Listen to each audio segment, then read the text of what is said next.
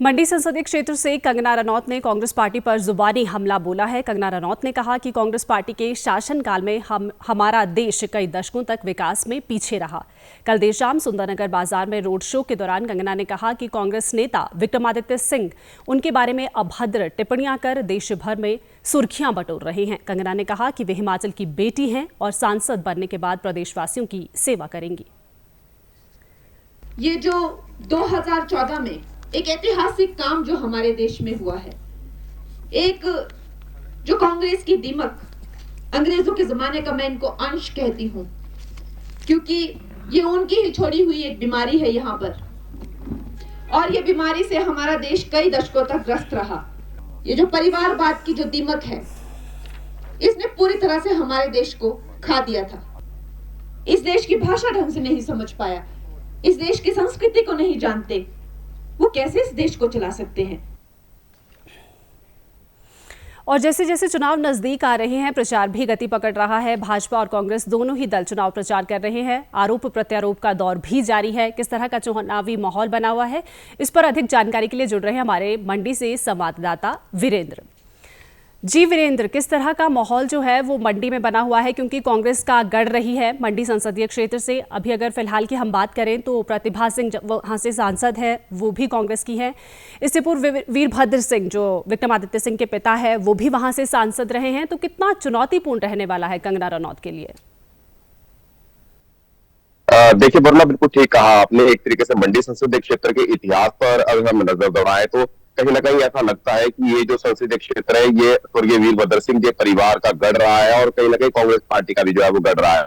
लेकिन अगर हम बीते कुछ समय से देखें तो पिछली बार जो है वो यहाँ से जो भाजपा के पंडित रामस्वरूप शर्मा थे 2014 में वो जीते, और उसके बाद 2019 में भी उनकी जीत हुई। हालांकि उनके देहांत के बाद फिर यहाँ पर उपचुनाव हुआ तो उसमें जो है वो जो सांसद है मौजूदा प्रतिभा सिंह कांग्रेस की, वो जीत कर आई थी।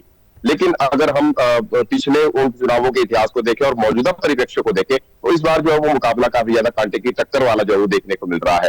एक तरफ जहां विक्रमादित्य सिंह चुनाव प्रचार में उतरे हैं, वही जो भाजपा के प्रत्याशी कंगना रनौत वो भी जो है चुनाव प्रचार में जो है वो लगातार उतरी हुई है। हालांकि उन्होंने अभी जो है वो रामपुर और किन्नौर जैसे दुर्गम क्षेत्रों का जो है वो दौरा किया था और वहां पर जो लोगों के बीच में जाकर वहां वोट मांगे थे, और उसके बाद अब वो वापस आज अपने गृह क्षेत्र जो सरकाघाट है, मंडी जिला का सरकाघाट विधानसभा क्षेत्र जो उनका अपना गृह क्षेत्र है, वहां पर वो पहुंची है।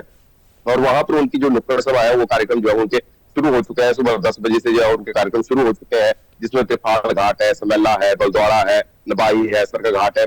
सरकाघाट में जो है उनका लास्ट कार्यक्रम जो है वो आज होगा, और जो 2 बजे कार्यक्रम खत्म होगा और उसके बाद फिर उनका जो है वो बद्दी जाने का कार्यक्रम है। बद्दी में वहां पर जो इंडस्ट्रियल एरिया है, बद्दी बरोटी वाला नालागढ़, वहां पर इंडस्ट्रियल एरिया में बहुत से ऐसे लोग हैं जो मंडी जिला से या मंडी संसदीय क्षेत्र से संबंध रखते हैं और वो वहां पर रोजगार के सिलसिले में वहां पर रह रहे हैं। तो उन सभी लोगों के साथ आज शाम को उनकी एक बैठक रखी गई है। उस बैठक में वो उन सभी लोगों से जो है वो अपनी बात भी रखेंगे, उनकी बात भी सुनेंगी और साथ के साथ जो है वो वोट की अपील भी करेंगे। तो उनके साथ जो पूर्व मुख्यमंत्री और नेता प्रतिपक्ष है जयराम ठाकुर, वो जो है वो वहां पर उनके साथ मौजूद रहेंगे। और अगर हम पूरे चुनाव प्रचार को देखें तो एक तरफ से जहां बीजेपी ने अपनी पूरी ताकत जो है वो चुनाव मैदान में झोंक दी है, वहीं कांग्रेस की तरफ से जो है लगातार चुनाव प्रचार में जो है वो तेजी लाई जा रही है। जो मुख्यमंत्री सुखविंदर सिंह सुक्खू है, वो अब विक्रमादित्य सिंह के चुनाव प्रचार के लिए मैदान में उतर चुके हैं।